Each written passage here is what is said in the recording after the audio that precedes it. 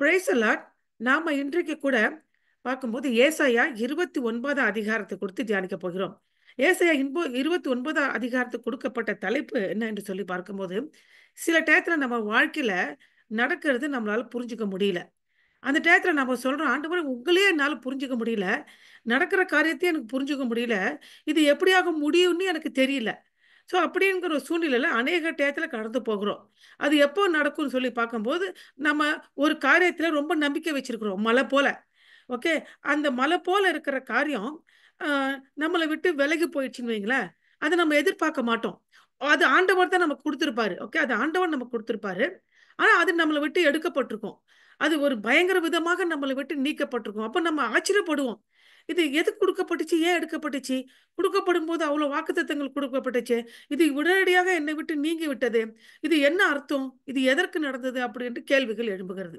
இல்லன்னா, 2வது நம்ம வாழ்க்கை சுமூகமா போயிட்டுருக்கும்போது, நினைச்சு பார்க்க முடியாத ஒரு ஆபத்து, ஒரு விபரீதம், ஒரு அ குடும்ப சூழ்நிலை நம்ம எதிர்பார்க்காத விதமாக வந்து நம்மளை தாக்குகிற நேரத்திலே, அந்த டயத்துல ஆண்டவர புரிந்து கொள்ள முடியல. அப்படியாக புரிந்து கொள்ள முடியாத சூழ்நிலையில நான் எப்படி எதிர்கொள்வது? ஆண்டவர் என்னுடைய வாழ்க்கையில அப்போது எப்படி செயல்படுகிறார் என்பதை குறித்து தான் ஏசாயா 29 அதிகாரம் நமக்கு சொல்லுகிறது. ஸோ அதற்காக நாம அதுக்கு குடுக்கப்பட்ட தலைப்பு என்ன என்று பார்க்கும்போது, நான் ஷேர் பண்ணியிருக்கேன் பாருங்க. அதுக்கு தலைப்பு நமக்கு குடுத்த தலைப்பு, அதாவது நம் வாழ்க்கையில் நடக்கும் அனைத்தையும் ஏன் நம்மால் புரிந்து கொள்ள முடிவதில்லை? நிஜமா புரிய மாட்டேங்குது. அதுதான் நம்ம எப்படி என்பதை நம்ம பார்க்கலாம். நான் வாழ்க்கையில் நடக்கும் அனைத்தையும் சில டயத்துல புரியுது, சில டயத்துல புரியல. அப்ப ஆண்டவர் சொல்ல சில டயத்துல சில காரியங்கள் நான் அனுமதிச்சேன்.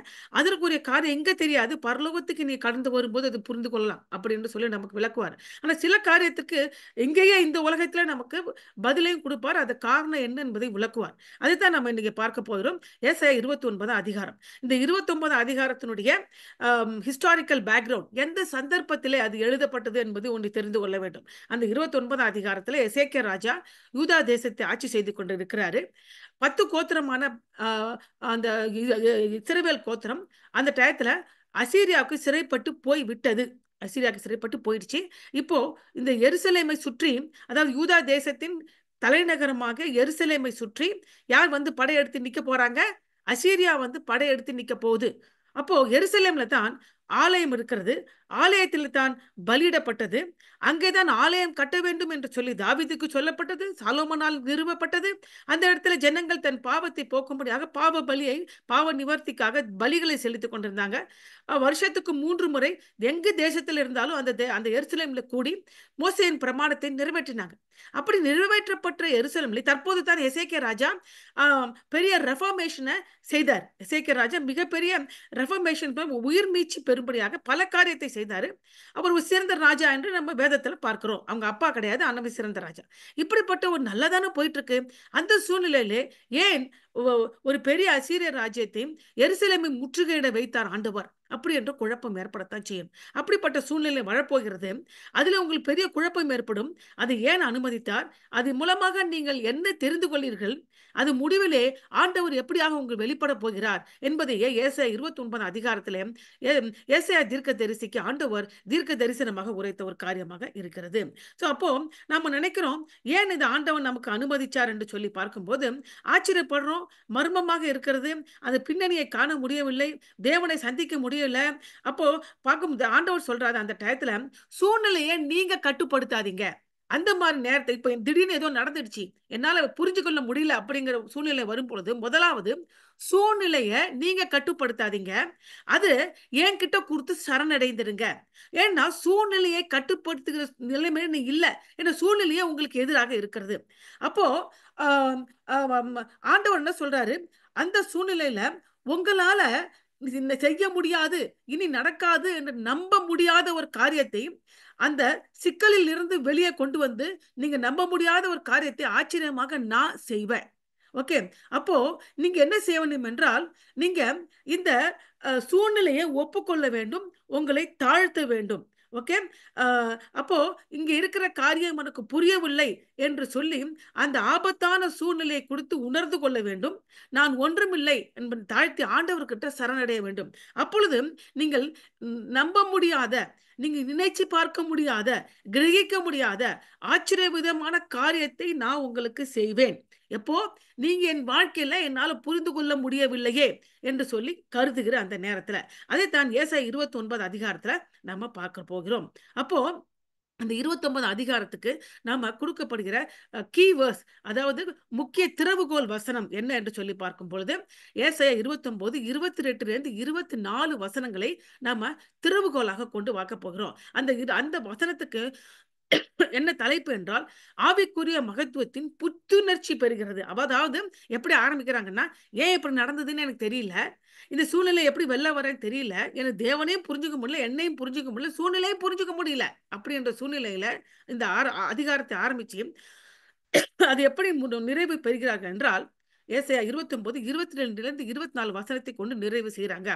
ஆபிரகாமை மீட்டுக் கொண்ட கர்த்தர் யாக்கோபின் வம்சத்தை குறித்து, இனி யாக்கோபு வெட்கப்படுவதில்லை, இனி அவன் முகம் செத்து போவதில்லை. வெட்கப்படுவதில்லை, இனி செத்து போவது என்ன அர்த்தம்?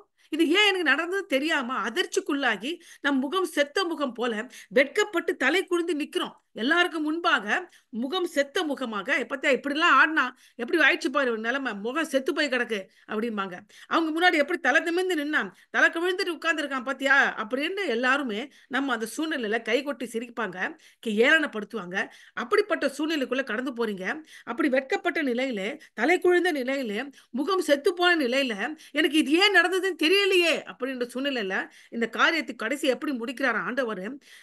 ஆபிரகாமை மீட்டு கொண்ட கர்த்தர் யாக்கோபின் வம்சத்தை குறித்து, ஆபிரகாமின் சந்ததி, ஆவிக்குரிய ஆபிரகாம் சந்ததி நாம, அப்படிப்பட்ட ஆவிக்குரிய ஆபிரகாம் சந்ததியாக கர்த்தராகிய இயேசு கிறிஸ்துவை சொந்த இரட்சகராக ஏற்றுக்கொண்ட நாம் ஆபிரகாமுடைய சந்ததியாக வம்சமாக கருதப்படுகிறோம். அப்படிப்பட்ட நாம் யாக்கோபு இனி வெட்கப்படுவதில்லை, இனி அவன் முகம் செத்து போவதில்லை. யாக்கோபு அப்படி என்பது ஆபிரகாமுடைய சந்ததியை குறிப்பிடுகிறது. ஆபிரகாம் சந்ததியாக நாமும் யாக்கோபு, ஆவிக்குரிய யாக்கோபாக இருக்கிறோம். அப்படிப்பட்ட நாம் வெட்கப்படுவதில்லை, இனி முகம் செத்து போவதும் இல்லை. அவன் என் கரத்தின் செயலாகிய தன் பிள்ளைகளை, அப்போ இந்த சூழ்நிலையில பிள்ளைகளுக்கும் அதிகமா பிரச்சனை வந்திருக்கு.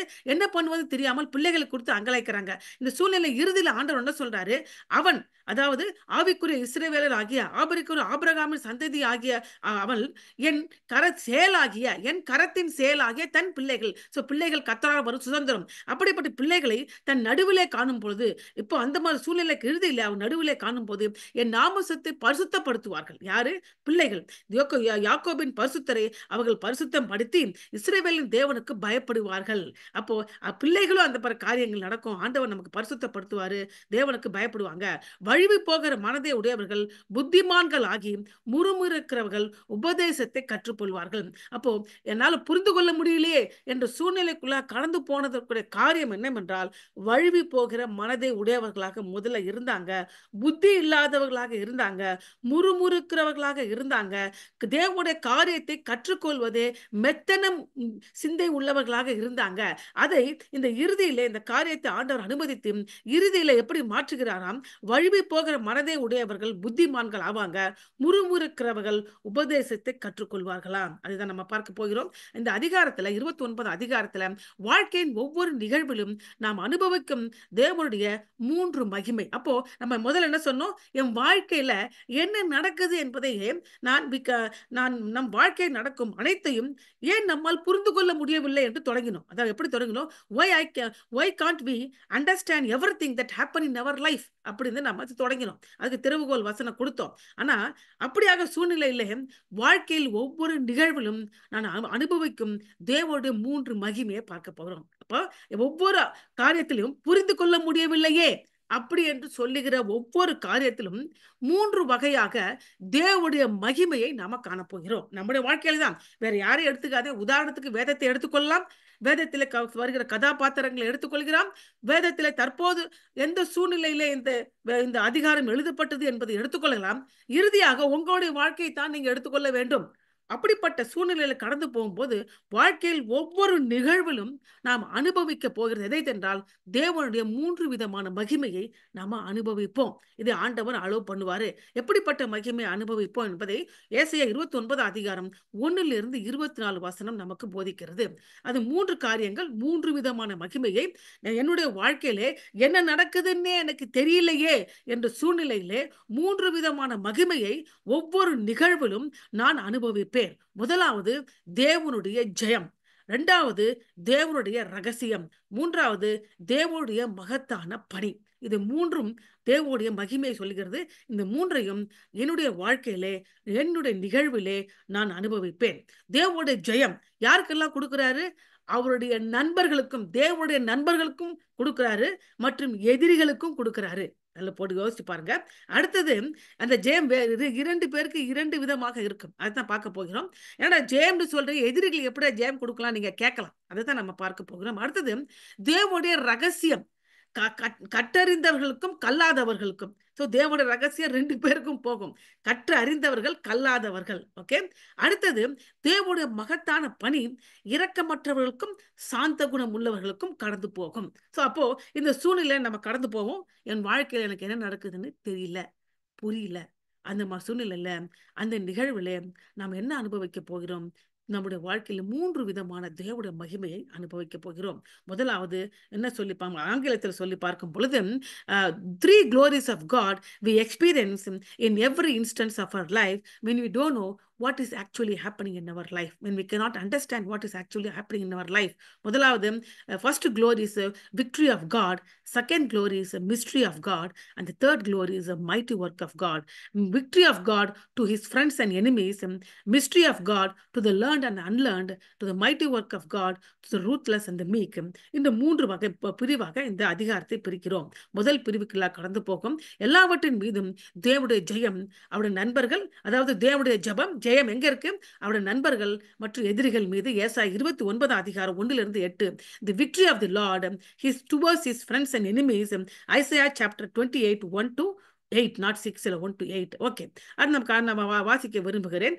ஏசாயா அதுல பார்க்கும்போது அந்த 8 வசனத்துல 2 காரியத்தை, முதல்ல 2 பேரை சொல்லிட்டாங்க. இது நண்பர்கள், எதிரிகள். அவங்க கிட்ட தேவனுடைய ஜெயம் காணப்படுகிறது. நண்பர்கள், எதிரிகள் எப்படி என்பதை பார்க்கலாம். அதில் 8 வசனம். அது முதலாவது மனநிறைவு கொண்ட தேவ மக்கள் மீது தாழ்த்தப்பட்டனர். யோசிச்சு பாருங்க. தேவன் ஜெயம் கொள்கிறார் என்று சொல்லிட்டு நான் உங்களுக்கு என்ன சொல்றேன்? மனநிறைவு அப்படி என்றால் கம்ப்ளிசென்சி, அதாவது நான் வளர்ந்தது போதும். புரியுதுங்களா? மெத்தனத்தனம், ஆவிக்குரிய சோம்பேறித்தனம், அப்படிப்பட்ட நிலையில இருக்கிற தேவ ஜனங்கள் தாழ்த்தப்படுவார்கள். அப்படி தாழ்த்தப்படுவதனால தேவன் ஜெயம் எடுப்பாராம். அப்போ நம்முடைய தாழ்விலே நம்ம தாழ்த்தப்படும் போது தேவன் சில காரியங்களிலே ஜெயம் எடுக்க போகிறார். அது என்ன என்பதை நாம 1-4 வசனத்தில் பார்க்க போகிறோம். அடுத்து எதிரிகள்னு சொன்ன இல்லையா? நண்பர்கள் யாரு? மனநிறைவு கொண்ட மக்கள், தேவ மக்கள் நண்பர்கள். எதிரிகள் யாரு? தீய உலகம் விரக்தி அடையும். தீய உலகம் என்பது யாரு? எதிரிகள். சோ எதிரிகள் விரக்தி அடைவாங்களாம். அதே டயத்துல மனநிறைவு, கம்ப்ளிசென்சி, ஸ்பிரிச்சுவல் கம்ப்ளிசென்சி, ஆவிக்குரிய சோம்பேறித்தனம், ஆவிக்குரிய மெத்தனத்திலே வாழ்ந்து கொண்டிருக்கிற தேவ ஜனங்கள் ஆகிய தேவனுடைய நண்பர்கள் தாழ்த்தப்படுவார்கள். இதனால தேவன் ஜெயம் எடுப்பாரு. அதை பார்க்கலாம். முதலாவது நம்ம என்ன பார்க்க போகிறோம்? அதாவது ஆங்கிலத்தில் தலைப்பு என்ன சொல்லி பார்க்க, the victory of God over all his friends and enemies. The complacent God's people brought low. Complacent means மன நிறைவு. The wicked world frustrated. முதலாவது 4 வசனத்தை நான் வாசிக்க வருகிறேன். மன நிறைவுனா அப்ப சந்தோஷமா இருக்கும். அந்த நிறைவை நான் சொல்லவில்லை. ஆவிக்குரிய மெத்தனத்தை கொண்ட மன நிறைவு. இது போதும்பா, நான் படிச்சுட்டேன், நான் நல்லா பைபிள் வாசிச்சிட்டேன், நான் நல்லா இருக்கிறேன், அது போதும், இதுக்கு மேல என்ன வேண்டும் என்று ஆவிக்குரிய வளர்ச்சியிலே முன்னுரிமை காட்டாம, ஜெபத்திலே முன்னுரிமை காட்டாம, வேத வாசிப்பிலே முன்னுரிமை காட்டாம, தேவனுடைய ஐக்கியத்திலே முன்னுரிமை காட்டாம, ஆவிக்குரிய சோம்பேறி, ஸ்பிரிச்சுவல் லேசினஸ் இருக்கிறவர்களை ஆண்டவர் தாழ்த்துவாராம். ஏசாயா 29 அதிகாரம் 1-4. தாவீது வாசம் பண்ணின நகரமான அரியேலே சூப்பர். தாவீது வாசம், ஐயோ, வருஷா வருஷம் பண்டிகைகளை ஆசிரித்து வந்தாலும் அரியேலுக்கு இடுக்கம் உண்டாக்குவேன். அப்பொழுது உண்டாக்குவேன், ஆண்டவர் உண்டாக்குறார். துக்கமும் சலிப்பும் உண்டாகும். ஐயோ, எனக்கு என்ன நடக்குது தெரியலையே, அது எனக்கு அரியலாகத்தான் இருக்கும். உன்னை சூழ பாழை பெருக்கி உன்னை தேற்று தொற்றுகளால் முற்றுகை போட்டு, தெற்றுகளால் முற்றுகை போட்டு உனக்கு விரோதமாக கொத்தலங்களை எடுப்பிப்பேன். அப்பொழுது நீ தாழ்த்தப்பட்டு தரையிலிருந்து பேசுவாய். உன் பேச்சு பணிந்ததாய் மண்ணிலிருந்து புறப்பட்டு உன் சத்தம் அஞ்சனம் பார்க்கிறோட சத்தத்தை போல தலையிலிருந்து முணுமுணு என்றும் உன் வாக்கு மண்ணில் இருந்து கசகுசு சென்று உரைக்கும். பாருங்க என்ன சொல்ற, அரியேல். அப்ப நமக்கு புரியல, அரியேல்ல யாரு? தாவீது வாசம் செய்த நகரம் எருசலேம். எருசலேமை அரியேல் என்று அழைக்கிறார்கள். அதை பார்த்து ஆண்டவர் ஐயோ என்று சொல்லுகிறார். அங்க எருசலேம்ல வருஷந்தோறும் பண்டிகை செய்யப்படுகிறது தான். ஆனா கூட அரியேல் ஆகிய உனக்கு இடுக்கம் உண்டாகும். அரியேல்னா என்ன ஃபர்ஸ்ட் தெரிய வேண்டும். ஏன் எருசலேமை அரியேல் என்று அழைக்கிறார்கள்? இப்போ எருசலேமை ஏன் என்று அழைக்க, அரியேல் அப்படி என்ற வார்த்தைக்கு பலிபீட அடுப்பு என்று பெயர். அதாவது பலிகளை நெருப்பு பச்சித்த பலிபீடத்தின் கல்லுடைய மேற்பரப்பு என்று பொருள். அப்போ எருசலேம்ல தான் பலி இடப்பட்டது, அங்கே தான் ஆலயம் இருக்கிறது. அதனால் எருசலேமை எப்படி அடிக்கிறாங்க? பலிபீட அடுப்பே, பலிபீட அடுப்பே உனக்கு ஐயோ அப்படின்னு சொல்றாங்க. கிரேக்க எபிரேய வார்த்தையில அரியேலே அரியேலே என்று கூப்பிட்டாங்கன்னா என்ன அர்த்தம்? பலிபீட அடுப்பே, பலிபீட அடுப்பே உனக்கு ஐயோ அப்படின்னு கூப்பிடுறாங்க. ஏன் எருசலேம் தானே ஒரு பலிபீடமாக இருக்கிறது. அங்கு பாவிகள் பலி மூலம் பரிசுத்த தேவனை வணங்குகிறார்கள். அதனால்தான் அது அரியலேன்னு அழைக்கிறாங்க. என்ன பிரச்சனை? எதுக்கு ஐயோ ஐயோன்னு கூப்பிடுறாங்க? அதை பார்த்து எருசலேம் தனக்கு சொந்தமான ஸ்லாக்கியத்தையும் ஆபத்தையும் பார்க்கவில்லை. வரப்போற ஆபத்தையும் பார்க்கற, தனக்கு கொடுக்கப்பட்ட ஸ்லாக்கியத்தையும் பார்க்க மனசு இல்லை. இருக்கிறது போதும் லேசியா சோம்பேறி, ஆவிக்குரிய சோம்பேறித்துடன் தான் இருக்கிறான். அவள் வணங்கும் தேவன் ஒரு நெருப்பு ஆளுமை, அது பரிசுத்தமானது என்பதையும் புரிந்து கொள்ளவில்லை. தேவன் பட்சிக்கிற அக்னியாக இருக்கிறார். எபிரேயர் 12 அதிகாரம் 28 29 வசனம் சொல்லுகிறது. அவர்கள் தேவனுடைய சமூகத்தில் நடுங்குவதில்லை, சந்தோஷப்படுவதும் இல்லை. வந்து பலியிடுறாங்க, போறாங்க, மொனாட்ட நிமிஷம் வராங்க, பலியிட்டப்பா அப்படின்னு பலியிட்டு போயிட்டே இருக்காங்க. தேவனுக்கு பயப்படுகிற பயமும் இல்லை, தேவனுடைய பிரசன்னத்திலே ஆனந்த மகிழ்ச்சி அடைகிற அனுபவமும் இல்லை. எனவே தேவனுடைய பார்வையில் அவர்கள் தங்கள் நேரத்தை வீணடிக்கிறார்கள். இங்க வருஷம் வருஷம் வர்றாங்க, பலிப்படுறாங்க, ஒண்ணுமே பிரோஜனம் இல்லை. அதே மாதிரிதான் ஆண்டவன் நம்ம சொல்றாரு, வார வாரம் சபைக்கு வரீங்க, ஆராதிக்கிறீங்க, துதிக்கிறீங்க, ஒரு மொனாட்டனஸா வச்சுக்கிட்டுங்க. தேவனுடைய பிரசன்னத்திலே ஆராதனையிலயோ சந்தோஷப்படவும் இல்லை, பயபக்தியாக நிற்கவும் இல்லை, ஏனோ வருகிறேன் ஏனோ தானே என்று போய்கொண்டிருக்கிற. அதனால நீ அங்க வர்றது நேரம் வீணடிக்கிறீர்கள் அப்படி என்று சொல்றாங்க. கர்த்தருடைய ஜெயத்திற்கு அடிபணிந்து போங்கள். இந்த சூழ்நிலையில ஏசாயா 29 அதிகாரம் 4 வசனம் என்ன சொல்லுகிறது என்று சொல்லி பார்க்கும். புழுதியில் இறங்க பண்ணுவேன், உதவிக்காக உதவி அக்காத்தின் மெசேஜ் போயிட்டு இருக்குமா? ஓகே. அவர் தம்மை புழுதியில இறங்க பண்ணும்போது நாம் உதவிக்காக அழ முடியாது. இப்ப 4வது வசனம் என்ன ஆச்சு? அவங்களை சீர்திருத்தும்படியாக ஆண்டவர் சில காரியங்களை எருசலேமை நோக்கி அனுப்புகிறாரு. அனுப்பப்பட்ட காரியம் தான் அதாவது அசீரிய படையை ஆண்டவர் அனுப்புகிறாரு. அப்படி அனுப்பப்படும் பொழுது அங்க புழுதியிலே இறங்கி அழுவாங்க. அழும்பொழுது அவங்களால உதவிக்காக புழுதியிலே இறங்க பண்ணி விடுவார் ஆண்டவர். நினைச்சதெல்லாம் இறங்கி புழுதி வரைக்கும் போயிடுவாங்க, அவங்களால அழக்கூட முடியாது. அந்த டயத்துல என்ன பண்றது தெரியாத டயத்துல ரோமர் 8 அதிகாரம் 26 27 வசனம் சொல்லுகிறது, பரிசுத்த ஆவியானவர் வார்த்தைகளுக்கு மிகவும் ஆழமான பெருமூர்ச்சிகளுடன் பருந்து பேச நமக்குள்ளாக நுழைந்து விடுவார். அந்த டயத்துல ஜெயம் எடுக்க அர்த்தம் என்ன செய்வாரு? எனக்கு என்ன பண்றது தெரியல, எல்லாம் முடிஞ்சிச்சு, வார்த்தை கூட வரல, அழவும் முடியல. அப்போது ரோமர் 8 அதிகாரம், நீங்க வேண்டுக்குள்ள என்ன தெரியாத அறிந்திருக்கிற பொழுது பரிசுத்த ஆவியானவர் அநேக பெருமூச்சுகளோடு உங்களோடு கூட ஜெபம் பண்ணுவாரு. அப்படி 8 அதிகாரத்தில் 26 வசனம் ரோமர் 8 அதிகாரம் சொல்கிறது. அப்படி ஜெபிக்கும்படியாக சூழ்நிலையை கொண்டு போறவரு தேவன் முன்மை விட நமக்கு அர்த்தம் உள்ளவராக அப்ப மாறுவாரு. அடுத்தது தேவனின் வெற்றிக்கு அடிபணிந்து போங்கள், அவர் ஜெயிக்கட்டும். இப்ப இந்த டயத்துல அவருக்கு அடிபணிய வேண்டும், அவர் ஜெயிக்க வேண்டும். அவர் ஜெயிக்கணும்னா என்ன ஆகும்? உங்கள் தோல்விகளில் தேவன் அந்த பழைய பாவத்தை உங்கள் இருதயத்திலிருந்து நீக்குவார். நீங்கள் சுதந்திரமாக இருப்பீர்கள். இப்ப என்ன ஆயிடுச்சு? பழைய பாவம். இப்ப நீங்க தேவன் கிட்ட லேசினஸா போனதுனால உங்களுடைய ஆவிக்குரிய வளர்ச்சி குன்றி போய், வேத வாசிப்பு நின்று போய், ஆண்டவர் கூட ஐக்கியம் போய், நீங்க பாவத்தின் சூழ்ச்சியிலே விழுந்து கிடக்குறீங்க. அந்த பாவம் உங்களை விட்டு இந்த சூழ்நிலையிலே நீக்கப்படும். அதனால தேவன் ஜெயம் கொள்ளுவார். இப்ப யார் ஜெயிக்கிறாரு? ஜெயிக்கிறதுங்கிறது நீங்க ஜெயிக்கல. இருதயத்திலே ஆண்டவர் உங்க வாழ்க்கையில ஜெயித்து விட்டாரு. அது ஜெயம். இது யாருக்கு? நண்பர்களுக்கு ஜெயம். அடுத்தது, அப்போ இன்னொருத்தர் யாரு? தீய உலகம் விரக்தி அடைந்தது. அப்ப அடுத்தது என்னது? ஜெயம். தேவன் நண்பர்களிடமிடம் ஜெயம் கொண்டு விட்டார். தன்னுடைய மக்களாக தன்னுடைய ஜனத்திடம் ஜெயத்தை பெற்று விட்டார். எதிரிகளுக்கிட்ட எப்படி போய் ஜெயத்தை பெற்றுக் கொள்வார் அப்படி என்பது ஏசாயா 29 5-8 வசனத்துல சொல்றாங்க. 5-8 ஏசாயா 29. தீய உலகம் விரக்தி அடையும். அந்த தீய உலகம் எங்க இருக்கு? அதை ஆண்டவர் இஸ்ரவேலுக்கு, யூதா தேசத்துக்கு எதிராக அனுமதித்தார். ஒன்சும் இந்த ஜனங்கள் தங்களுடைய பாவ நிலையை உணர்ந்து தங்களை தாழ்த்தி ஆவிக்குரிய மெத்தனத்திலிருந்து வெளியே வரும் பொழுது ஆண்டவர் என்ன செய்வார்? எதிரிகளிடம் ஜெயம் கொள்வாரு. எப்படி எதிரிகளிடம் ஜெயம் கொள்ள போகிறாரு? உன்மேல் வருகிற அந்நியன் திரள் பொடித்தூள் அனைத்தாயாகும், பலவந்தரின் திரள் பறக்கும் பதர்களாகவும் இருக்கும். அது திடீரென்று சடுதியாக ஆண்டவர் பண்ணிடுவார். உன் மேல சூழ்ந்திருக்கு எல்லாமே. இவ்வளவு பெருசு பட, இவ்வளவு வேதனை, இவ்வளவு கஷ்டம், இது ஏன் வந்துச்சுன்னு தெரியல, அங்கலாய்க்கிறியா இல்லையா? ஒரு நிமிடத்திலே, ஒரு சடுதியிலே அது ஒரு மண்ணு மாதிரி காத்துல பறக்கடிப்பேன். பதரை போற இருக்கிற இடம் தெரியாம நிர்மூலமாக்க தள்ளி விடுவேன். இதெல்லாம் சடுதியிலே சம்பவிக்கும்.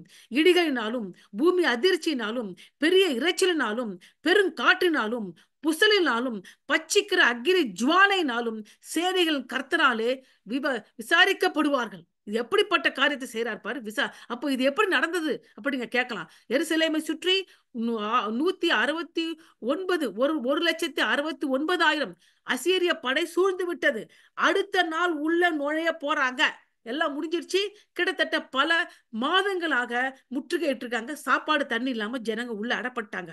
நாளைக்கு உள்ள போறோம் அப்படி என்கிற சூழ்நிலையில ஆண்டவர் என்ன செய்யறாரு? எசேக்கியா ராஜா தன்னை தாழ்த்துகிறார்.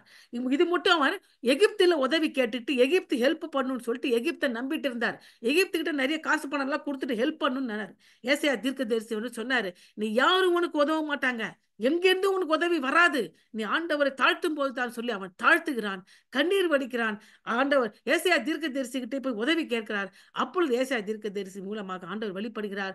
அன்று நைட்டு 1,69,000 அசீரிய படையை ஒரே ஒரு தூதனை அனுப்பி எல்லாரும் மரித்து போறார்கள். ஒரு படையில ஒரு வீரன் கூட உயிரோட இல்ல. எப்படி அமிச்சாராம்? பதரை போல பறந்து போவாங்க, பொடி தூளை போல இல்லாமல் போவாங்க. இடிய அனுப்புவேன், பூமி அதிர்ச்சியை கொடுப்பேன், இறைச்சலை கொடுப்பேன், பெருங்காற்றை கொடுப்பேன், புசலை கொடுப்பேன், அக்னியை அனுப்புவேன். அப்படிப்பட்ட எல்லா வல்லமையும் கொண்ட ஒரு தூதனை அனுப்பேன். அவர் கர்த்தரை விசாரிக்கப்படுவார்கள். அரியலின் மேல் யுத்தம் பண்ணுகிற திரளான ஜாதிகளும் அதன் மேல் அதன் அரண்மேல் மேல் யுத்தம் பண்ணி அதற்கு இடுக்கண் செய்கிற அனைவரும் ராக்காலத்தின் தரிசனமாகிய சொப்பனத்தை காண்கிறவர்களுக்கு ஒப்பாக்குவேன். இது எப்ப சொல்றாரு? அவர்கள் இஸ்ரவேல் தேசத்துக்கு, யூதா தேசத்துக்கு, எருசலேமுக்கு முழுக சுற்றுகையிடப்பட்ட அந்த எதிராளிகள் என்ன நினைக்கிறாங்கன்னா, நாளைக்கு போய் அவனை ஜெயிக்க போறேன்னு நினைச்சு தூங்கிட்டாங்க. அவன் சொல்றாரு, ஆண்டவர் நீ நாளைக்கு போய் அவங்களை ஜெயிக்கலாம்னு நினைச்சிட்டு தூங்கிட்டு இல்லையா? அவங்களை ஜெயிக்கிறது எப்படி இருக்குன்னா, நீ காண்கிற கனவு போல இருக்கும். நீ கனவுல என்ன காண்ற தெரியுமா? அது பசியா இருந்தவன் தன் பசிக்கிறதுக்காக சொப்பனம், அதாவது புசிக்கிறதாக சொப்பனம் கண்டு, இப்ப பசியா இருக்கிற தூக்கத்துல அவன் தூக்கத்துல சாப்பிடுற மாதிரி சொப்பனம் காண்றான். விழிக்கும் போது அவன் வெறுமையா இருக்கிறது போல சாப்பிடு ஏச்சுக்கிறான். ஏடா நான் சாப்பிட்ட மாதிரி இருந்துச்சே, இல்ல சாப்பிடல. ஓ, கனவுல சாப்பிட்டனா? அப்புறம் தாகமா இருக்கிறவன் தான் குடிக்கிறதாக சொப்பனம் கண்டு, காகமா இருக்கிற கனவுல தண்ணி குடிக்கிற மாதிரி சொப்பனம் பார்க்கிறான். விழித்திருக்கும் போது அவன் விடாய்த்து தவனத்தோடு இருக்கிறது போல சீயோன் மலைக்கு விரோதமாக யுத்தம் பண்ணுகிற திரளான சகல ஜாதிகளுக்கும் இருக்கும். எப்படியாவது இவனை அழித்து விட வேண்டும், நிர்மூலமாக்க வேண்டும், இவனை பொடி பொடி ஆக்கி விட வேண்டும் என்று ஆண்டவர் அனுமதித்ததாக இருக்கலாம். அந்த எதிரிகள் ஆண்டவர் செயல்படும் போது அவர்கள் இல்லாமல் போவார்களா? கனவு கண்டது போல ஆகுமா? அப்படிதான் ஆச்சு. இரவு அவங்க தூங்கினாங்க.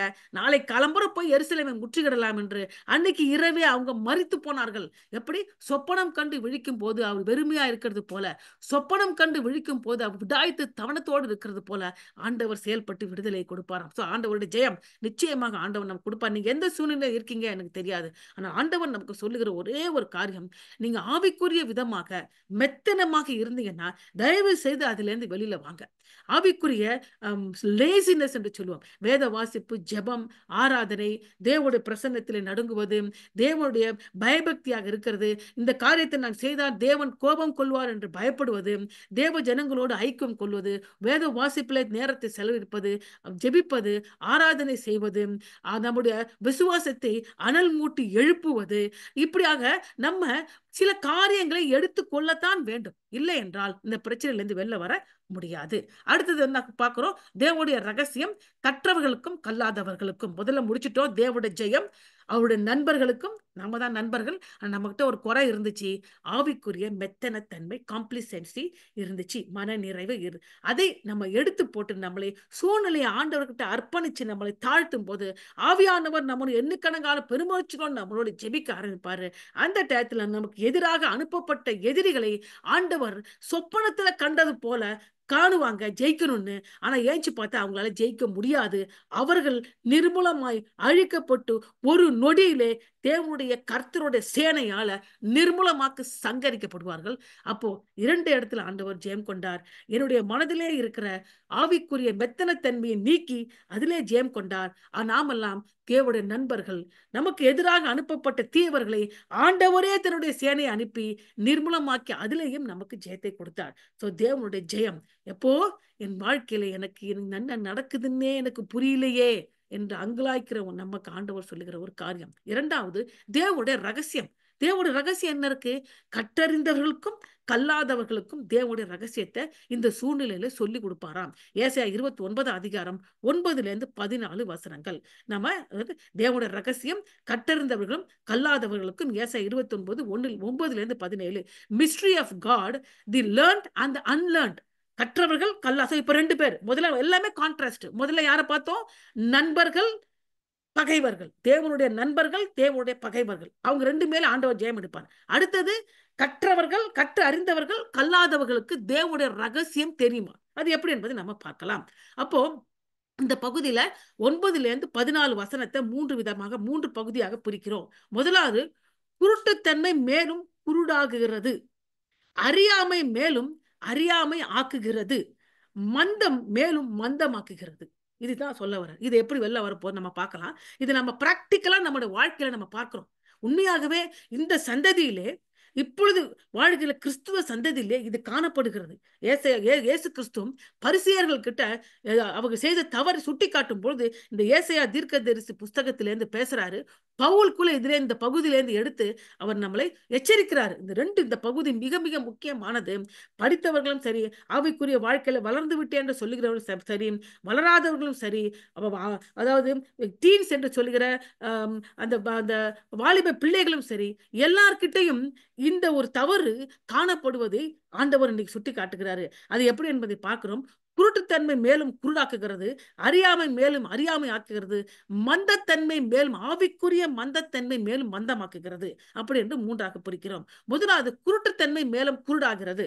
ஏசாயா 29:9-10 தான் குருட்டுத்தன்மை மேலும் குருடாக்குகிறது. தரித்து நின்று திகையுங்கள், பிரமித்து கூப்பிடுங்கள், வெறித்திருக்கிறீர்கள், திராட்சரசத்தினால் அல்ல, தள்ளாடுகிறீர்கள், மதுபானத்தினால் அல்ல, கர்த்தர் உங்க மேல் கன நித்திரவின் ஆவியை வரப்பண்ணி உங்கள் கண்களை அடைத்து ஞான திருஷ்டிக்காரராக உங்கள் தீர்க்க தரிசிகளுக்கும் தலைவர்களுக்கும் முக்காடு போட்டார். இப்ப இவர்கள்லாம் தேவனுடைய பிள்ளைகள், அழைக்கப்பட்டவன் தேவன் தீர்க்க தரிசிகள், தேவனுடைய ஜனங்கள். அவங்க எல்லாம் இந்த குருட்டுத்தன்மை, ஆவிக்குரிய குருட்டுத்தன்மை அடைந்ததுனால திகைக்கிறாங்க, தள்ளாடுறாங்க. சூழ்நிலையில ஆவிக்குரிய குருட்டுத்தன்மை தாக்கிவிட்டது. திகைக்கிறார்கள், தள்ளாடுகிறார்கள். அவங்க மூஞ்சி எந்த ஒரு வெளிப்பாடும் இல்லாமல் முக்காடு போடப்பட்டிருக்கிறது. கனநித்திரையின் ஆவி தாக்கிடுச்சு. அவ்வளவுதான், முடிஞ்சிச்சு. கனநித்திரை அப்படி தூங்கிட்டே இருப்பாங்க, எழுப்பவே முடியாது. ஆவிக்குரிய கனநித்திரை இது குருட்டுத்தன்மை மேலும் குருட்டாக்குகிறது. யாருக்கு? தேவ பிள்ளைகள் இப்படிதான் இருக்கிறீங்க. அது அறியாமை மேலும் அறியாமை ஆக்குவேன். 29வது வசனம் 11 மற்றும் 12. தரிசனமெல்லாம் உங்களுக்கு முத்திரிக்கப்பட்ட புஸ்தகத்தின் வசனத்தை போல் இருக்கும். முத்திரிக்கப்பட்டிருந்தா க்ளோஸ்டு, புரியவே இல்லை. வாசிக்க அறிந்திருக்கிற ஒருவனுக்கு அதை கொடுத்து நீ இதை வாசி. 2 படிச்சோம்.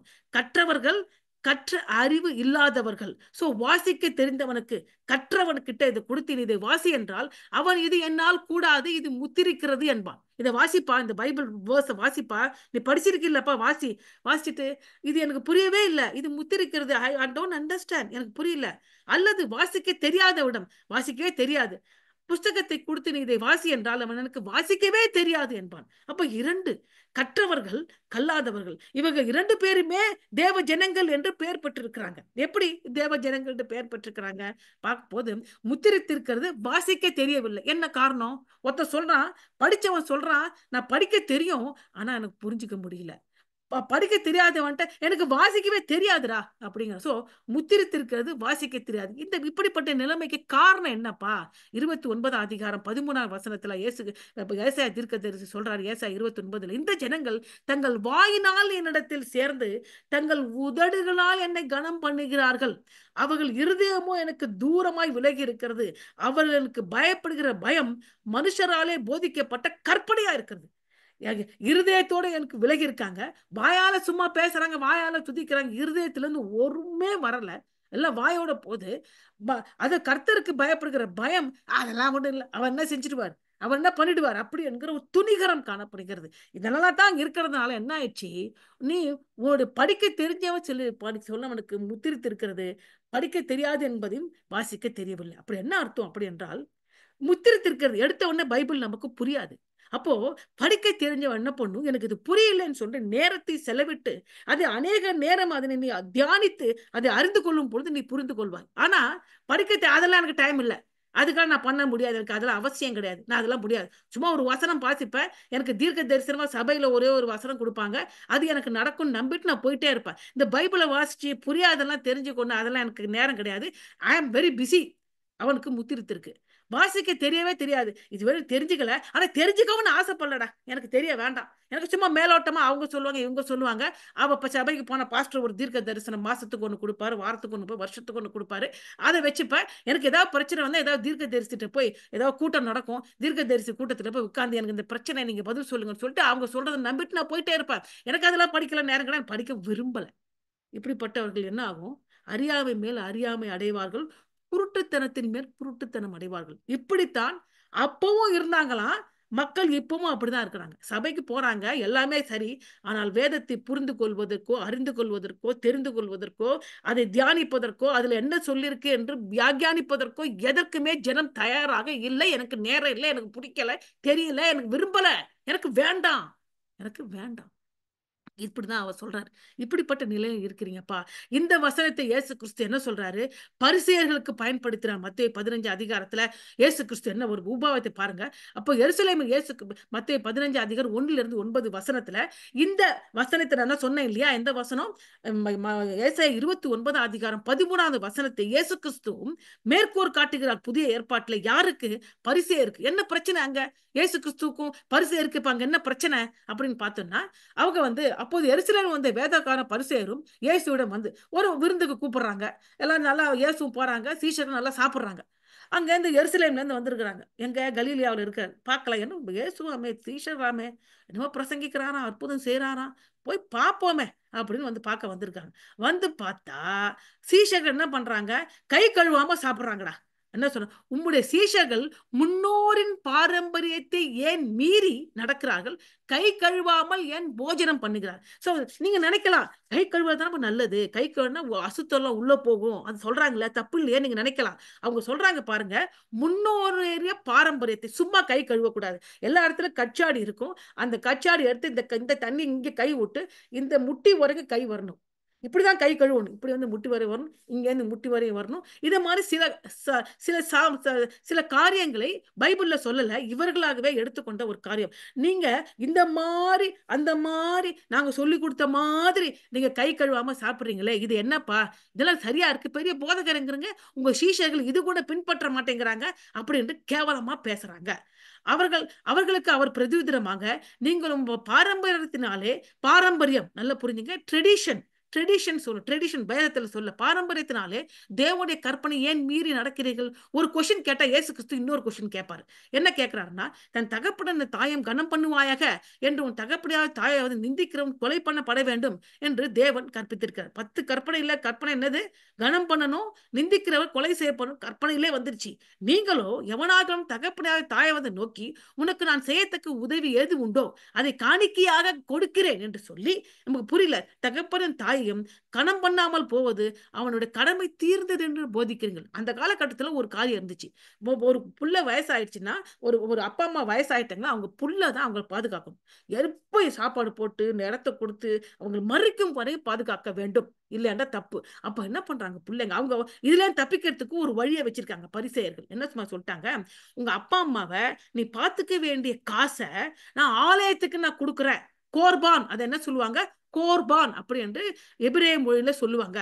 கோர்பானா கொடுத்துறேன், கோர்பானா கொடுத்துறேன்னா அவங்க என்னென்ன பாத்துக்க வேண்டிய காசோ அவங்களுக்கு கொடுக்க மாட்டேன், ஆலயத்துக்கு கொடுத்துடுற கோர்பானா அப்படின்னா அவங்க நீ பாத்துக்கவே வேண்டாம். இந்த கோர்பான் என்னன்னா உடனே கொடுக்க வேணாம், நீங்க எப்ப வேணா முடியுமோ அப்ப கொடுத்துக்கலாம். உடனே கூட கொடுக்க வேண்டாம், எப்போ முடியுமோ ஆனா கொடுக்கலாம். ஆனா கோர்பான்னு சொல்லிட்டா உங்க அப்பா அம்மாவை நீ பாத்துக்க வேணா, ரோட்லயே விட்டுரு. அதுங்க பசி ஆகி செத்து சுண்ணாம்பாகி வியாதியாகி நசிஞ்சு நாசமா போட்டோம். அப்படி ஆனா கூட உங்களுக்கு எந்த குற்றமும் கிடையாது, ஏன்னா நீ கோர்பான் சொல்லிட்டியே. யோசிச்சு பாருங்க, எவ்வளவு பெரிய தவறான ஒரு காரியத்தை பரிசேயர்கள் போதிக்கிறாங்க.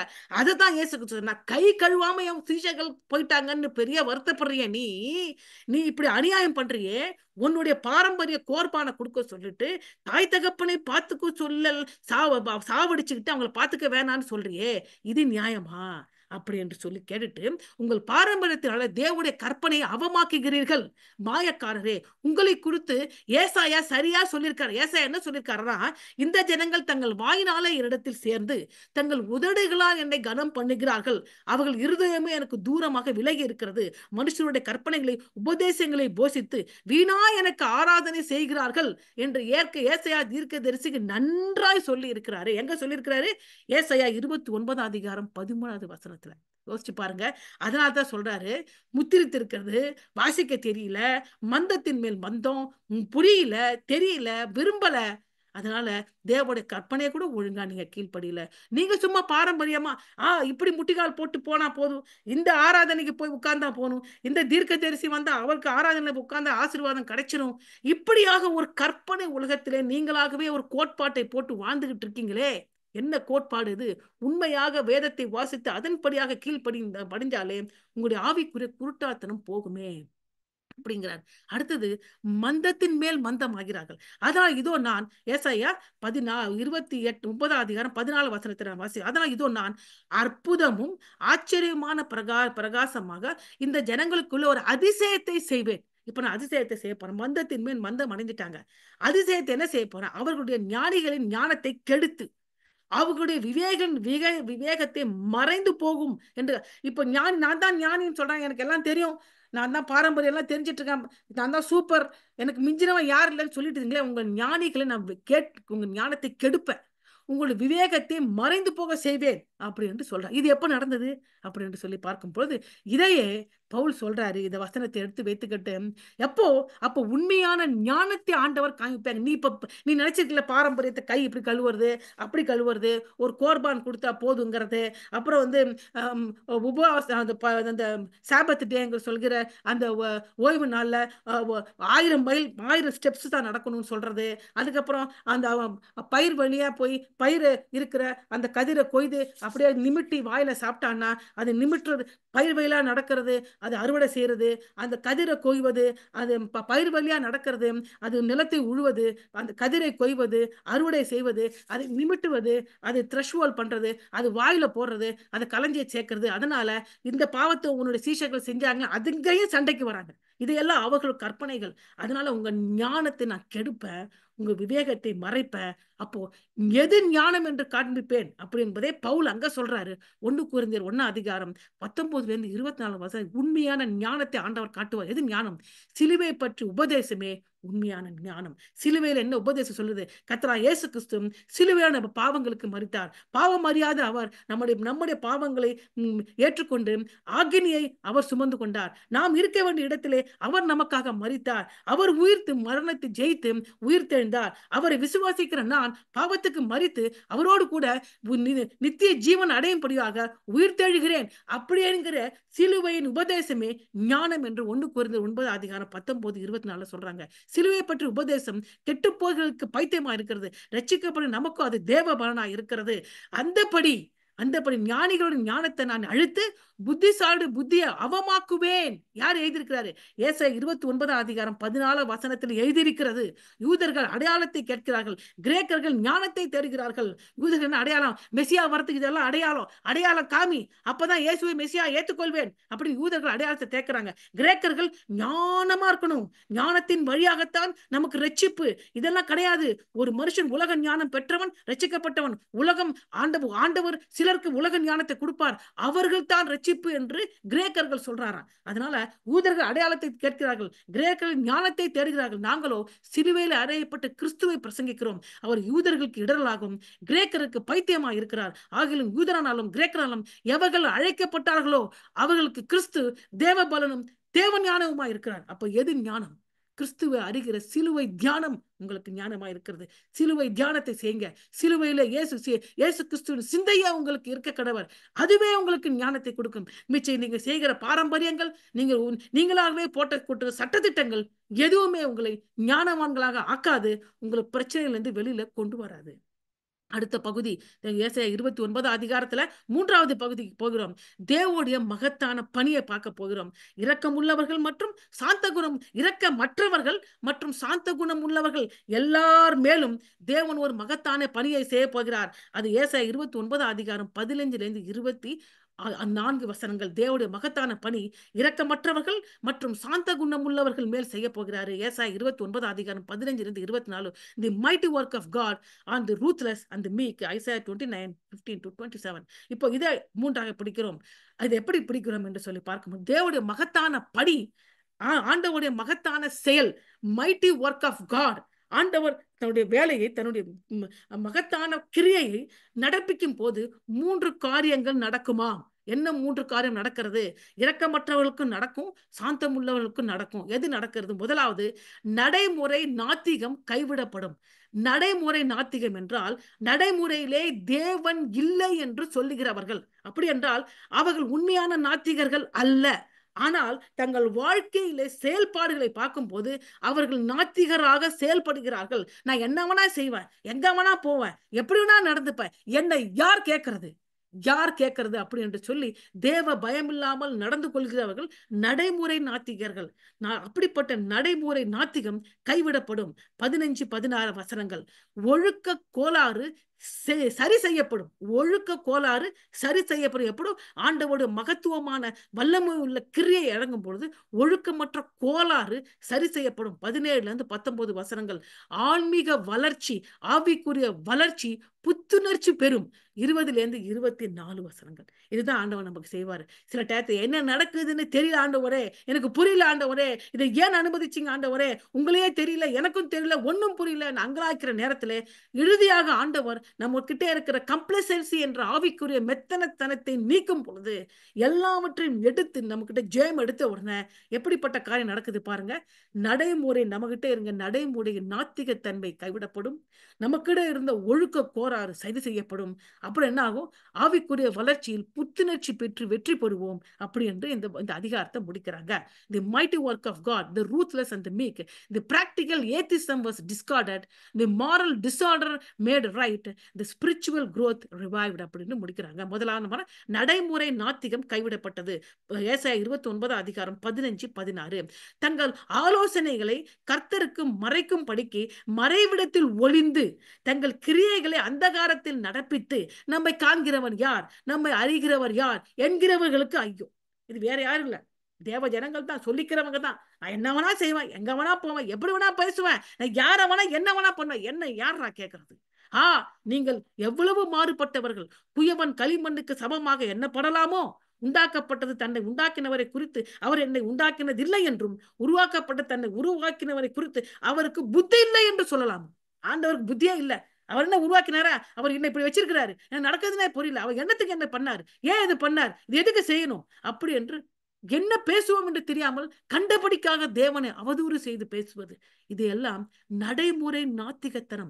இதை நிச்சயமாக ஆண்டவர் நம்ம விட்டு நீக்கி போடுவார். எப்பொழுது எதையோ நம்பிட்டு இருந்தேனே, ஏதோ ஒன்று இருக்குன்னு நினைச்சேனே, என்னை விட்டு நீக்கப்பட்டு விட்டதே, என் முகம் செத்த முகத்தை போல் ஆகிவிட்டதே, என் தலை வெட்கத்தால் கவிழ்க்கப்பட்டு விட்டதே என்று சூழ்நிலையில கடந்து போகும்போது ஆண்டவர் நம்ம கிட்ட காணப்படுகிற இந்த ஆவிக்குரிய மெத்தனத்தன்னம் என்ன கொண்டு போய் விடுகிறது தெரியுமா? நான் என்ன வேணா செய்வேன், எங்க வேணா பண்ணுவேன், எது வேணா பேசுவேன், எது வேணா செய்வேன். என்ன கேட்கறது யாரு? அவர் யாருக்கு என்ன கேட்கறது? அவர் தான் என்ன இப்படி படைச்சாரு, அவருக்கு என்ன தகுதி இருக்கு என்ன இப்படி மாத்துறதுக்கு, என்ன இப்படி கஷ்டப்படுத்துறதுக்கு அவர் ஏன் இப்படி செய்தார் என்று சொல்லி ஆண்டவர் கிட்ட கோபப்படுறவங்க, அவர் இல்லை என்று மறுதளிக்கிறவங்க, அவருடைய கிரியையை அவமாக்குகிறது. இந்த காரியம் எல்லாம் கைவிடப்படுமா? அடுத்தது ஒழுக்க கோளாறு சரி செய்யப்படும். ஏசாயா 29:17-19. இன்னும் கொஞ்ச காலத்திலே லிபனோன் செழிப்பான வயல்வெளியாக மாறும். செழிப்பான வயல்வெளி காடாக எண்ணப்படும். அக்காலத்திலே செவிடர் புஸ்தகத்தின் வசனங்களை கேட்பார்கள். ஒழுக்க கேடு போயிச்ச உடனே இப்ப வசனத்தை கேட்பாங்க. அப்ப படிச்சவனுக்கு படிச்சா புரியல, தெரிஞ்சுக்கணும்னு விருப்பம் கிடையாது. அப்படிப்பட்ட எப்படி மாறலாம் இந்த பிரச்சனைக்கு அப்புறம்? செவிடர்கள் புஸ்தகத்தின் வசனங்களை கேட்பார்கள். குருடர்கள் கண்கள் இருளுக்கும் அந்தகாரத்துக்கும் நீங்களாக்கி பார்வை அடைவார்கள். காதும் கேட்கல, கண்ணும் தெரியல, ஆவிக்குரிய காதுகள் செவிடு, ஆவிக்குரிய கண்கள் குருடு, இதையெல்லாம் நீக்குவாராம். சிறுமியானவர்கள் கர்த்தருக்கு மிகவும் மகிழ்ந்து, சிறுமியான கர்த்தருக்குள் மிகவும் மகிழ்ந்து, மனுஷரின் எளியவர்கள் இஸ்ரவேலின் பரிசுத்தருக்குள் களி கூறுவார்கள். பெருமையா இருந்தான், இதெல்லாம் என்கிட்ட இருக்குன்னு நினைச்சு அதை சார்ந்து இருந்தான், அதை எடுத்து நீக்கின உடனே சிறுமையானான், எளிமையானான். அவன் என்ன சொன்னான்? கர்த்தர் பரிசுத்தர், இஸ்ரவேலின் பரிசுத்தருக்குள், இஸ்ரவேலின் பரிசுத்த வாழ்க்கை வாழப்போனான். களி கூறுவார்களாம். எப்பொழுது? எல்லாம் எனக்கு ஏன் தெரியல இது நடந்தது, இது ஏன் வந்ததுன்னு தெரியல, இது என்னை விட்டு ஏன் எடுப்பட்டது என்று தெரியல என்ற காரணத்தை கேட்டுக்கிட்டே இருந்தான் இல்லையா? ஆண்டவர் படிப்படியாக அவங்கிட்ட ஜெயம் எடுத்தாரு. ஆவிக்குரிய குருட்டாட்டத்தை, ஆவிக்குரிய மெத்தனத்தனத்தை நீக்கினாரு. அதாவது தேவன் என்ன செய்வார் பார்க்கிறேன் அப்படி என்று ஏனோ தோணா அந்த வாழ்ந்த வாழ்க்கையை மாத்துகிறாரு. எப்ப மாத்துவார் என்று சொல்லி பார்க்கும் பொழுது இன்னும் கொஞ்ச காலத்திலே லிபனோன் செழிப்பான வயல்வெளியாக மாறும். செழிப்பான வயல்வெளி காடாக எண்ணப்படும். இது எதை குறிப்பிடுகிறது என்றால் பரிசுத்த ஆவியினுடைய அபிஷேகத்தை குறிப்பிடுகிறது. இந்த அபிஷேகம் இறங்கும் பொழுது செவிடர்கள் புஸ்தகத்தின் வசனத்தை கேட்பாங்க. அவங்க ஆவியின் அபிஷேகத்தினால பைபிள் எடுத்து வாசிச்சா ஆவியானவர் சொல்லிக் கொடுப்பாரு. எனக்கு கண்ணு புரியலையே, தெரியலையே, குருட்டான கண்கள், இருனா இருந்த கரங்க, அந்தகாரப்பட்ட கண்கள் பார்வை அடையும். அப்ப சிறுமியானவர்கள் கர்த்தருக்குள் மகிழ்ச்சி அடைவார்கள். மனுஷர்கள் எளியவர்கள் இஸ்ரவேல் பரிசுத்தர் என்று களி கூறுவார்கள். அப்ப என்ன ஆகும்? ஆவிக்குரிய அபிஷேகம் வந்த உடனே ஆன்மீக வளர்த்தி புத்துணர்ச்சி பெறுகிறது. ஏசாயா 29:20-24 எப்படி புத்துணர்ச்சி பெறுகிறது? நம்மளை சங்கடத்துக்குள்ளாக, வேதனைக்குள்ளாக, கஷ்டத்திற்குள்ளாக, அவமானத்திற்குள்ளாக தேவன் அனுமதித்த அந்த தீயவர்களை ஆண்டவர் இல்லாமல் போக பண்ணுவார். முதலாவது கொடியன் அற்று போவான், சங்கந்தர்கள் இல்லாமல் போவான்.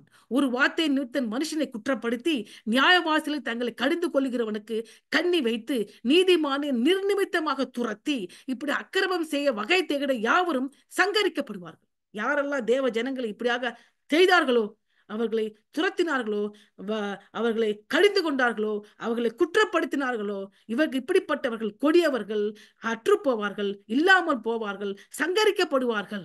யாருக்கு? நீதிமானை நிர்நிமித்தமாக துரத்தி அவர்கள் அப்படி அக்கிரமம் செய்ய வகை தேடி எல்லாரையும் அற்று போவார்கள்.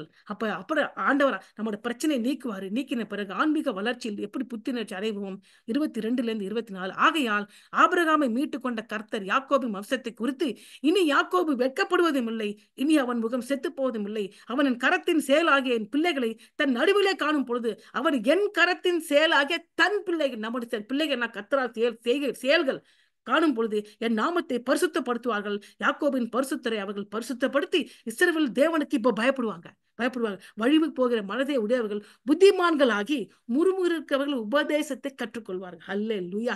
எப்படி ஆண்டவர் மாத்திட்டார் பாருங்க. அதனால நம் வாழ்க்கையில் நடக்கும் அனைத்தையும் ஏன் நம்மால் புரிந்து கொள்ள முடியவில்லை என்று அங்கலாய்க்காதீங்க. ஏனென்றால் நம்முடைய வாழ்க்கையில நிகழ்கிற ஒவ்வொரு நிகழ்விலும் நாம தேவனுடைய 3 மகிமையை அனுபவிக்கிறோம். முதலாவது தேவனுடைய ஜெயம், இரண்டாவது தேவனுடைய ரகசியத்தை அறிந்து கொள்கிறோம், மூன்றாவது தேவனுடைய மகத்துவமான பணியானது நம்முடைய வாழ்க்கையில இறங்கும் பொழுது நம்ம சாந்த குணம் உள்ளவர்களாக மாறி ஆண்டவன் நம்மளை ஆசீர்வதிக்கிறாரு. அப்போ இந்த பிரச்சனைக்கெல்லாம் காரணம் என்ன? மூல காரணம் என்ன தெரியுமா? அதாவது ஆவிக்குரிய மெத்தனத்தனம். இது இருந்ததால்தான் இவ்வளவு பிரச்சனைக்குள்ள கடந்து போறீங்க. அப்போ நான் முடிவுரைக்கு பண்ணிட்டேன். முடிவு அவ்வளவுதான். இப்ப முடிவுரையில ஆவிக்குரிய மெத்தனத்தனம் என்ற அதை ஆரம்பிச்ச உங்களுக்கு அதை முடிக்கும் போது நான் முடிக்கிறேன். மனநிறைவு. ஆவிக்குரிய மெத்தனத்தனம் என்றால் என்ன? மனநிறைவு அல்லது ஆவிக்குரிய சோம்பேறித்தனம் என்பது தேவனை பின்தொடர்வதில் ஒரு ஆன்மீக சோம்பேறித்தனம் அல்லது அவசரமின்மையை காட்டுகிறது. நாம் வசதியாகவும் சுய திருப்தியுடனும் விசுவாசத்தில் வளருவதை நிறுத்தும் பொழுது இது நிகழ்கிறது. வசதியா இருக்க, எனக்கு போறேன்பா, உலக வசதியோட ஜாலியா இருக்கிறேன் அப்படி இருக்கிறது. சுய திருப்தி, நான் நல்லா இருக்கிறேன், எனக்கு இருக்கிறது ஓகே, நான் நல்லா வளர்ந்துட்டேன், சபைக்கு போறேன், அதெல்லாம் போ. சுய திருப்தி விசுவாசத்தில் வளருவதை நிறுத்தும் போது இது நிகழ்கிறது. அதுதான் லவோதிக்க சபையை பார்த்து இயேசு கிறிஸ்து எச்சரிக்கிறார். இப்படிப்பட்ட நிலையில இருந்தது லவோதிக்க சபை. என்ன சொல்றாரு? வெளிப்படுத்தல் அதிகாரம் 3 அதிகாரம் 15 16 வசனம். உன் கிரியையை அறிந்திருக்கிறேன், நீ குளிரும் அல்ல அனலும் அல்ல, நீ குளிராவது அனலாவது இருந்தால் நலமா இருக்கும். இப்படி நீ குளிரும் இன்றி அனலும் இன்றி வெதுவெதுப்பா இருக்கிறபடினால் உன்னை என் வாயில் இருந்து வாந்தி பண்ணி போடுவேன். எவ்வளவு பெரிய பாரு. நம்ம நினைக்கிறோம் இந்த ஆவிக்குரிய மெத்தனத்தன்மை மிக மிக பயங்கரமானது. இது பலவிதமான பிரச்சனைக்குள்ள அமைந்தவன் ஆண்டவர் வேணான்னு வாந்தி பண்ணி போடுவாராம். யாரு? லவோதிக்க சபையை. அப்போ இப்படிப்பட்ட ஆவிக்குரிய மெத்தனத்தன்மையை வெல்வது எப்படி? 6 வழிகள். முதலாவது, ஆவிக்குரிய சோம்பேறித்தனத்தை ஆபத்தை அங்கீகரிக்க வேண்டும். முதல்ல ஆவிக்குரிய சோம்பேறித்தனத்தில் நான் இருக்கேன், இது மிகவும் ஆபத்தானது என்பது முதலாவது ஆமான்னு அங்கீகரிங்க, ஒத்துக்கொள்ளுங்கள். நீதிமொழிகள் 13:14 சொல்லுகிறது, சோம்பேறியுடைய ஆத்துமா விரும்பியும் ஒன்றும் பெறாது, ஜாக்கிரதை உள்ளவோட ஆத்துமா புஷ்டி ஆகும். ஆகவே மன நிறைவு ஆன்மீக வளர்ச்சியை தடுக்கிறது. அதை அங்கீகரிப்பது மாற்றத்திற்கான முதல் படி. புரியுதா? சோம்பேறியான ஆத்துமா விரும்பி ஒன்றும் பெறாது, ஜாக்கிரதை உள்ள ஆத்துமா புஷ்டி ஆகும். அடுத்தது, தேவனை முழு மனதுடன் தேடுங்கள். முதலாவது அங்கீகரிங்க, என்கிட்ட ஆவிக்குரிய சோம்பேறித்தனம் இருக்கு, அங்கீகரிச்சு அதுக்கப்புறம் அந்த ஃபர்ஸ்ட் ஸ்டெப்பு, செகண்ட் ஸ்டெப், தேவனை தேடுங்கள். ஏன்னா எரேமியா 29:13 இப்படியாக சொல்லுகிறது, உங்கள் முழு இருதயத்தோடு என்னை தேடுகிறார்கள், என்னை தேடுகையில் நீங்கள் கண்டுபிடிப்பீங்க. மூன்றாவது, தேவன் மீது உங்கள் ஆர்வத்தை தூண்டுங்கள். தேவனை நான் அறிந்து கொள்ள வேண்டும், புரிந்து கொள்ள வேண்டும், வேதத்தை வாசிக்க வேண்டும் என்கிற ஆர்வத்தை தூண்டணும். நான் இந்த ஊழியம் பண்ண வேண்டும், நான் இதை செய்ய வேண்டும் என்ற ஆர்வத்தை எப்போது செய்யணும். அதை பவுல் சொல்றார் தீமோத்தேயுக்கு 2 தீமோத்தேயு 1:6. நான் உன் மேல் என் கையை வைத்ததினால் உனக்கு உண்டான தேவ வரத்தை நீ அனல் மூட்டி எழுப்பி விடும்படி உனக்கு நினைப்பூட்டுகிறேன். அப்போ அவர் மேல வைக்கும் போது ஆவிக்குரிய வரம் இறங்கிச்சு. அதை நீ அனல் மூட்டு. அப்படின்னா ஒரு நெருப்பை போல வேத வாசிப்பின் மூலம், சேவை செய்வதன் மூலமாக, பரிசுத்தாவின் பிரசன்னத்தை தேடுவதன் மூலமாக, விசுவாசத்தை நாம ஒரு நெருப்பா அனல் அப்படியே அந்த காற்று வீசி வீசி நெருப்பு எரிய வைக்கிற மாதிரி நம்ம வேத வாசிக்கணும், தேவனை ஐக்கியம் கொள்ள வேண்டும், தேவனை பிரசன்னத்தை தேட வேண்டும், பிறருக்கு உதவி செய்ய வேண்டும், ஆவியனுடைய பிரசன்னத்தை தேட வேண்டும். இதெல்லாம் தேடினீங்கனால அந்த விசுவாசத்தை அப்படியே நெருப்பு மாதிரி அனல் மூட்டி எழுப்பிக்கிட்டே இருப்பீங்க. அடுத்தது, தேவனுடைய வார்த்தைக்கு கீழ்ப்படியணும். ரொம்ப ரொம்ப முக்கியம். சும்மா கேட்டுக்கிட்டே போக கூடாது.